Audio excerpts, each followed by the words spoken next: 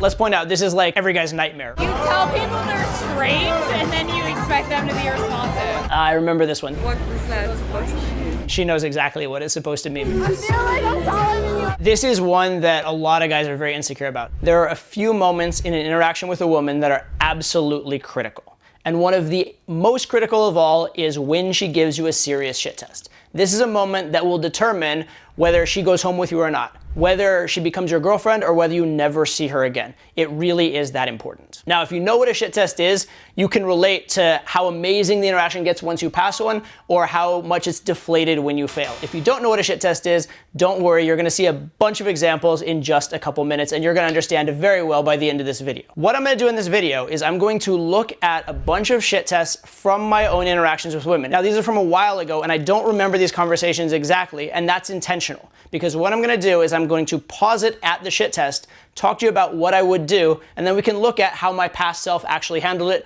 and see how right I was or wasn't based on that. So it should be a fun video. Also should be very informative and very interesting. Also, I would encourage you when I pause the shit test, maybe think about how you would answer as well. Anyway, let's get into the clips. What? You're so strange. I like you, but you're very strange. That's very nice. I remember this one. This one actually has a lot of shit tests in it, so there may actually be a sequence, but let's see how we go. That's very nice of you to say. Do you typically tell people they're strange? Here, I kind of created my own shit test, right? I gave her shit first, and then I got shit back. I called her very strange. And that's actually fine. It actually is a good thing oftentimes to instigate shit tests. It's a much better reaction to be getting some banter and some shit than to have a boring platonic interaction, right? But then she says, do you typically call people strange?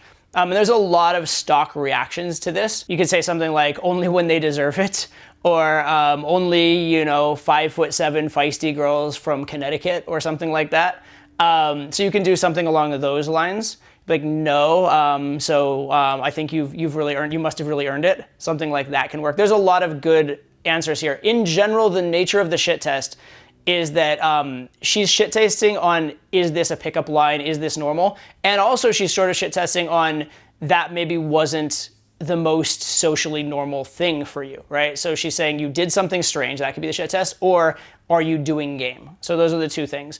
But in general, with this kind of test, if you are in good humor and are unapologetic, and also just say no, are you like, because she's being strange too, right? By her saying you're being strange, she's being strange. So you can kind of call her out on being strange as well. So a couple ways you could fail this shit test would be if you got too apologetic, like, no, I didn't mean, I'm sorry. That would be one way to definitely fail it. The other way would be if you came over the top with it and were outright insulting in response, like, well, you are fucking strange, right? Especially if it was like emotional or really negative or harsh.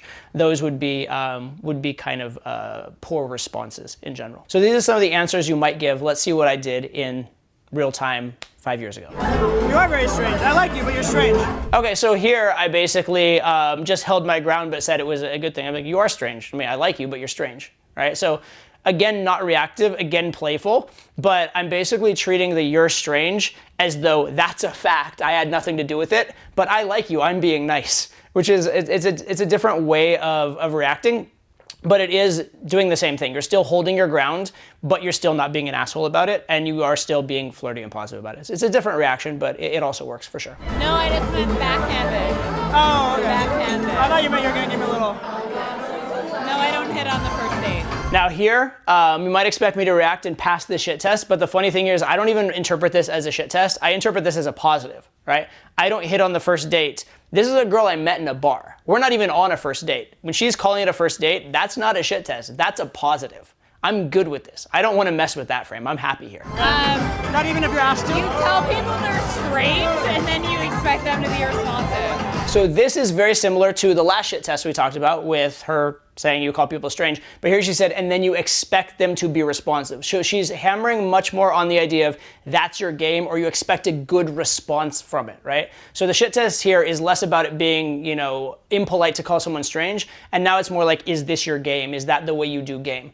And when you get this kind of, is that your pickup line kind of thing, the best frame to get out of this usually is the idea of, I'm just being me. I don't know why you're taking it that way, right? This is not a pickup line. That's just what came to my mind. I'm not doing pickup, because that's what you're being called out on here. So when she says you expect them to be responsive, right? The best kind of frame is that, like, no, you didn't have an outcome in mind. I had no outcome in mind. I'm just saying what I thought. I'm just saying what I saw. So that's the general gist of how to respond to this kind of shit test. Let's see how I handled it in real life. I don't expect anything.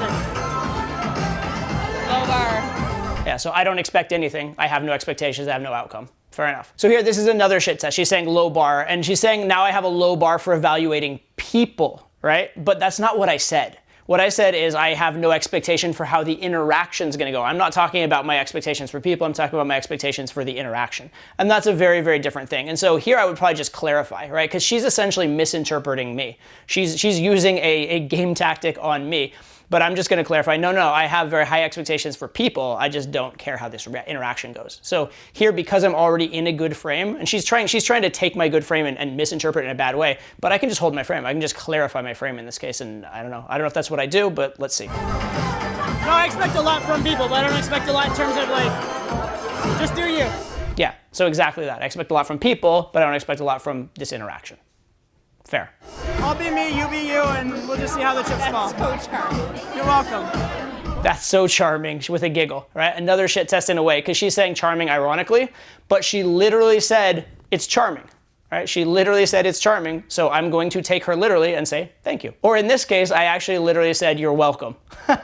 But anyway, either way, I'm acting like it's actually a compliment. I'm taking it polite. It's funny that I went from thank you to you're welcome over a 5-year span, but it's essentially the same answer. So far, So far what? you've called me strange. You've been like YOLO. You do me and I'll do you. Oh yeah, this is really, really, really interesting. So I called her strange. That did happen. That did actually happen. But you've been like YOLO, you do me and I'll do you. That's not what I said. So again, she's putting words in my mouth, right? And again, I can just, in this case, clarify. You do me and I'll do you is much more, that means let's have sex. I said, I'll do me and you do you, which is a completely different statement. Now, how you could mess this one up is if, as you're explaining it, you get to, no, I didn't mean it, blah, blah, blah, blah, and you get too apologetic and too reactive, that could be bad. So I'm going to clarify probably, let's see, or at least that's I think what I should do. But it's also very important that I be amused by this. I'd be like, no, that's hilarious, right? If I'm like, no, you didn't, if I get tense, I would fail that kind of shit test for sure. No. Does that work? No, I said I'll do me, you do you. It's a little different. Yeah, you do me, I'll do you. I don't even care. I mean, your version was a lot more sexual than mine, but fair enough. Right, and see, I'm in good humor, and actually I'm pointing out her version was a lot more sexual than mine, so I'm actually taking it, I'm misinterpreting now, I'm acting like she's the one hitting on me. So yeah, I think that, in this case, I think my answers were pretty similar in format to what I would do now, although obviously the actual words are gonna change. It's not gonna be the exact same words every time, because I'm in a different moment. But I like what I did here. I think I did a good job. So takeaways from this one. Number one, when you're called out on doing game, you act like she's the strange one for having that thought, right? You're being normal, you're interacting, you're having a good time, she's the strange one. And that's true, okay? Game is derived from what high value guys do normally. So if you're acting like a high value guy and she calls you out on doing game, no, you're not, you're just acting like a high value guy, right? It is actually true. So that's the first thing. Second thing is that your responses around the shit test matter a lot. A lot of times, like one of these cases, I actually explained myself, but I explained myself in a good-natured, good-humored, like, that's funny that you think that kind of way. Whereas if I did it reactively, it wouldn't have worked. Final takeaway for this one, there's a lot of power in just holding eye contact and not flinching. So let's check out the next one. Hope I don't fuck it up. I used to. I still have high standards. I used to have high standards in that way. I don't care as much about the resume as I used to when I was younger. Does that make sense? Like now I care. I want someone ambitious. I want someone intelligent. Is that a job interview or what is that? Okay, so this is a very typical kind of shit test you'll get if you're asking too many get to know you questions. And usually when you get this, it's because you did something wrong. It usually means that you're asking too many bad questions in the conversation, you're interrogating the girl a little bit. In this case though, actually, the girl's in the wrong, right? Because I didn't. I'm not even talking about her. I'm talking about girls I've dated in the past. And she's saying, is this a job interview? So in this case, it's actually kind of a compliment. It is a shit test, but she's actually kind of complimenting me by even putting herself in here. She's putting herself in the category of girls I've dated, right? This is actually similar to in the previous clip where the girl mentioned, I don't do this on a first date. She's subconsciously already put us on a first date. In this case, this girl subconsciously already put herself in this category of someone who I might be dating. So it's actually a positive. However, this still is a shit test, and guys could go wrong with it, right? They could become very defensive. Or they could be like, well, I have very high standards and try to act extra cocky or brash or something like that. Or they could just, just get flustered in general. In this case, though, because the context in which she's giving the shit test actually has an implied positive, if I were looking at this now, I would focus on that. I would focus on the fact that I'm talking about girls I've dated. You're not even in that category yet. Like let's not get ahead of ourselves, that sort of thing. Or like I was talking in general, not about you. That something along the lines of that is probably how I would handle it now. But I don't remember how I handled it then. Let's see. Oh my goodness. No, standards have elevated, if anything, but I care more about the experience I have with someone than about, what alma mater they hail from. So here my response is actually more akin to, there's 3 ways to pass a shit test. There's ignore, misinterpret, or agree and exaggerate. And here it's like kind of like ignore humorously, like, oh my goodness, really? You asked me that? And then just not even bother to answer it because it's so ridiculous. And that is true in a way because, again, I'm not even talking about her. So fair enough. Here's another one from the same interaction. I said, I feel like you might not be too bad. We could be friends. I just won't give you any contact info so you can't stalk me. It'll be fine. So again, here I actually elicited the shit test, right? I brought up a cocky frame, and so the cocky frame of her stalking me is useful to me because if she's accepting the frame, she's chasing me, she's stalking me, that's something that would lead to an interaction that's very favorable to me, would lead to the right sort of tone around the interaction. But then she's being very logical about it. Why would I stalk you, right? And this is actually very interesting because I've basically taken a frame that hot girls take. Right? Hot girls take this, I don't want stalkers, et cetera, et cetera. And then she's taken the hot girl version of it, which is like, I'm not in that position, I'm the one who gets stalked, right? So it's actually a very common reaction here. But if she's asking a literal question, why would I stalk you? She's basically saying like, what makes you so amazing, right?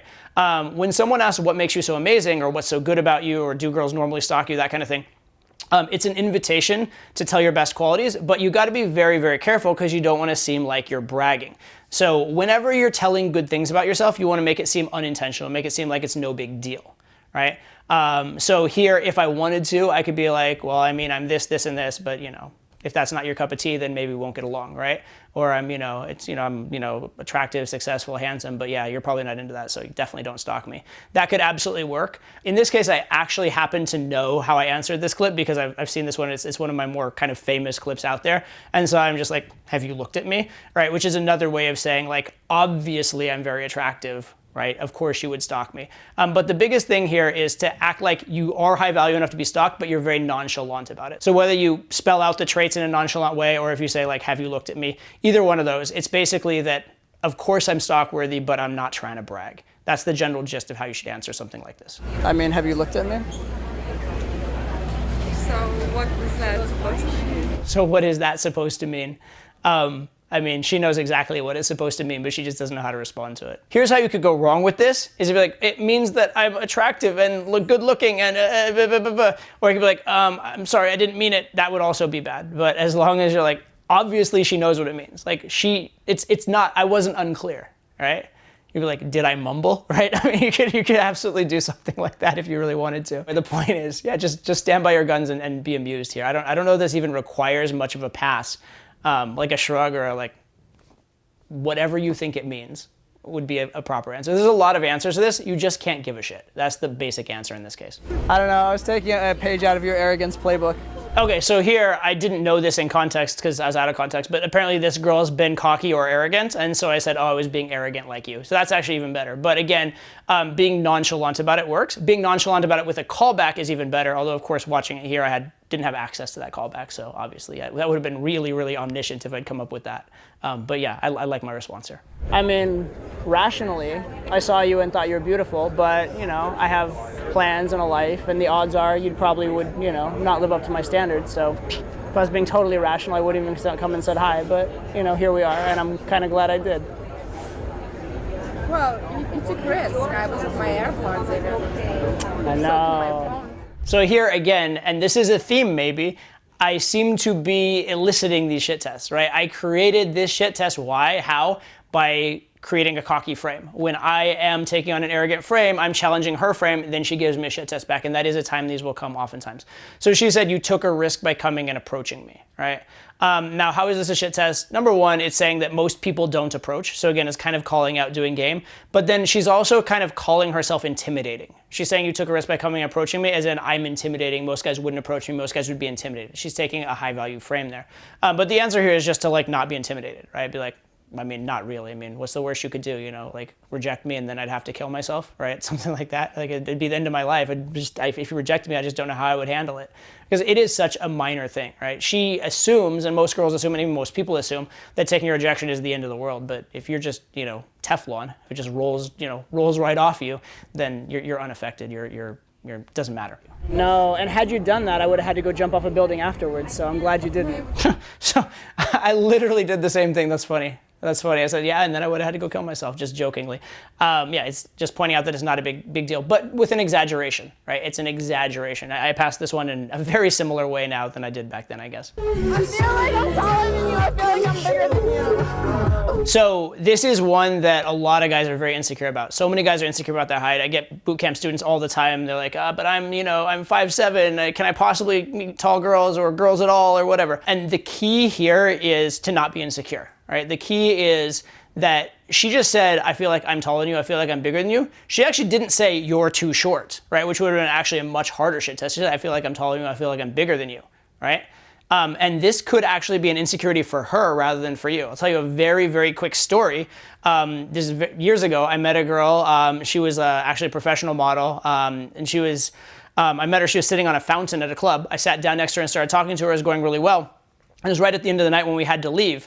And so they were telling us we had to leave. And when she didn't want to get up, she didn't want to stand up because she was very, very tall and I'm, average height or a little bit below average height.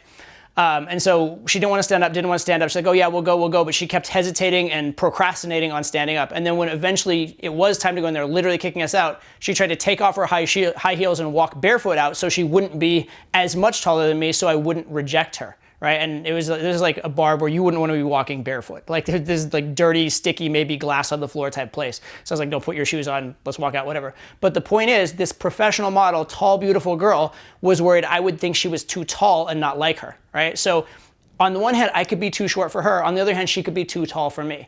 And I took that frame, because I'd been in that interaction before, I applied it here.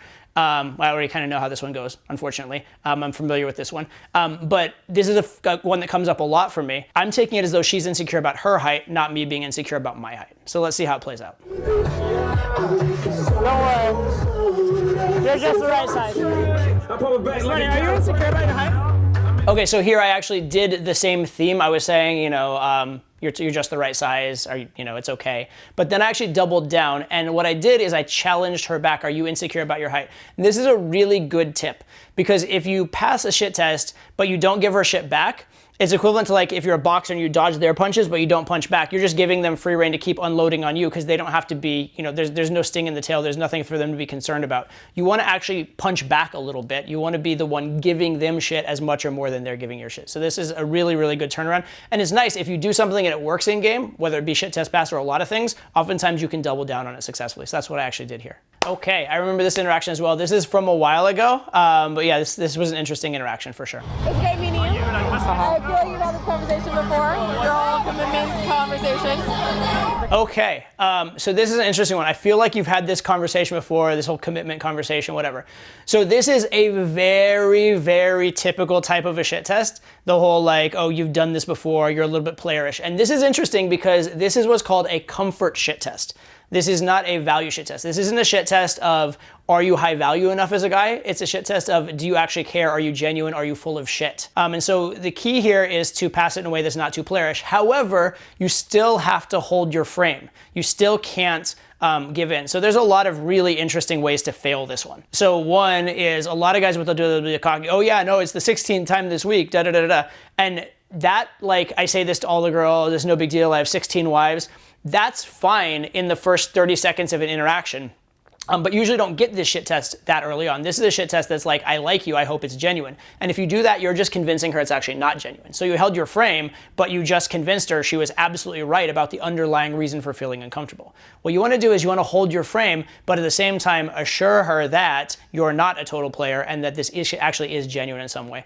My general format for passing this type of test is actually something on the lines of like, it's so modest of you to think that like you're not special, or it's interesting that you would think that I was actually really enjoying the conversation. Something on the lines of one of those is how I usually pass this in that kind of comfort phase. But let's see how I did it here. The commitment conversation? Yeah, it sounds like you've done that a couple times. So Really? that was entertaining. Yeah. Wow. But, So modest of you to think that you're not special. Literally word for word. All right, I may have used that line once or twice in my life. You're not special. I thought we had was special. I see it meant nothing to you. Oh, and there you go. That's actually good though. That's a nice addition. I thought we had a special, I see it meant nothing to you. Again, similar to the previous one, I'm giving her a challenge at the end, right? I see it meant nothing to you. That's actually, I'd forgotten that. I used to use that a lot. That's really, really good. Because again, now I'm putting it on her that she's the one who's not treating it as special. So the very thing she was giving me shit about, I'm giving her shit about. I've really fully flipped the script. That's a nice little addition. I like that. I feel a little empty inside now. That's just cool. It was nice like getting to know, you're the hollow shell of you. I never really experienced you on any real fundamental level. excellent. So hurt. Oh, you're so Okay, and then I not only doubled down, I tripled and quadrupled down in this case. And you can tell her reaction is very, very good. She's liking it. So we're good here. Okay, so what am I doing right now? Yeah, what are you up to right now? I just left. Okay. I was gonna head in that direction because Okay. I parked over there. Okay. How do you feel about a quick drink with an attractive new friends? Are you talking about yourself because you're selling yourself? Like, okay. I got a drink though. Yes. Yeah. So this is a good moment to point out that I didn't actually pick these shit tests myself. I had someone pick them for me because obviously I'm looking at them cold. So in this case, the shit test resolved itself, right? But this is a good lesson in the sense that like if I had jumped in and started like justifying and trying to pass the test right away, I might have fucked up. I might have been low value. Here, all I did was I just like listened, calmly let it play out, and she just backed down on her own shit test because she clearly liked me. But a lot of times being non-responsive or non-reactive, non-reactive is probably better than non-responsive to say, that is oftentimes enough. And in this case, she just realized she didn't want to say what she was saying and she backed down, right? So in this case, ignoring the shit test worked technically, but kind of just letting her talk and not getting immediately reactive and not panicking was all I had to do to pass this particular shit test. It's part of my job. She's not supposed to be a good. You don't That's qualify what to get she's turned right down. supposed to be good. She's supposed to follow all of There's the no training for that in my business. I'm only experienced. Chick is not. So that mean like between us, we're just supposed to like hang out and make bad decisions together? That's the plan? You can't kiss me. So first of all, let's point out this is like every guy's nightmare, right? Getting turned down for the kiss or getting what seems like a rejection, etc. So, a lot of guys would just give up here, or a lot of guys would get flustered and bumble around and fuck all kinds of things up, right? So this is obviously a critical moment. But something really interesting here that you notice, you just said, I'm not gonna kiss you. But did I actually go for a kiss? Not really. What did I do? I actually was going for a kiss, but I didn't go for a kiss, right? What I did was I started creating the setup for a kiss. I started creating more sexual tension, I started squaring up, and I cut proximity a little bit, I got a little bit closer to her. But did I actually overtly go for the kiss? No, I didn't. And that's actually key because the way that I go for a kiss is designed so that if she's on and ready to kiss me, I'll kiss her. If not, I'll find out before I actually go for the kiss, and I will have an opportunity correct or an opportunity to bail on the kiss without having tried. So it's like a heads I win, tails I don't lose kind of a situation here. And actually, the fact that she said, I won't kiss you now, what it literally means is I'm feeling the tension and that like proximity of a kiss, right? I'm feeling that kiss energy, which means she's feeling some attraction as well, right? Now, she's also saying she's maybe not ready for it or she's giving some kind of resistance to it or whatever, but she is feeling it. So it's actually somewhat good as well as being bad. So the fact that I wasn't actually going for the kiss that strongly means that I actually can be like, that wasn't my intention, but I'm glad that's on your mind, something along the lines that I can frame it as though it was her idea. Right? And then I can back out and just continue the conversation. So this is a nice, safe way to eject. But had I been very blatant about going for the kiss, had I set myself up in a worse way, it would be a lot harder to do that, right? So my setup here actually helps me pass the shit test afterwards. Even if I had kind of gone in for the kiss, And like I leaned in a little bit more, and she did that. I've had that happen occasionally. It's rare because again, I'm pretty subtle about it. But when that does happen, I just be like, no, I was gonna tell you a secret. Or, no, I was just gonna tell you something. And then I lean in and I whisper something in her ear or whatever. No, I was gonna tell you something in your ear. You can get around it other ways, but it's actually better if the earlier the rejection comes in the sequence, the easier it is for you to sidestep it. So in this case, I'm just gonna probably reframe it that it's her idea. That's my standard in this kind of situation. But let's see how I handle it.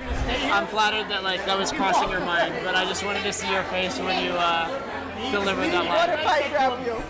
What if you grabbed me? Where are you planning on grabbing me? Because, you know, this is a public place, my dear. And now, interestingly enough, what is the framing here, right? It was, I just literally got rejected, right? I was subtly amping up to a kiss, and she did reject the kiss in that moment. But as far as the transcript and how this plays out, now she's like, what if I grab you? She's trying to revalidate and get the attention back. And now we're talking about her grabbing me in different places. So the reframe is actually pretty much 180 degrees. That's, you know, I don't want to toot my own horn, but that's a pretty expert shit test pass when you fully reframe it to she just hit on you and got rejected. So I'm pretty pleased with how that one came out. By the way, all the clips you saw in this video, there are longer versions of these clips already on my YouTube channel, so we'll put the links to those in the description if you want to watch the full clips. They're all very interesting clips. Also, if you like this format, let me know in the comments below so I know to make more of these for you guys. All right, take care, see you later.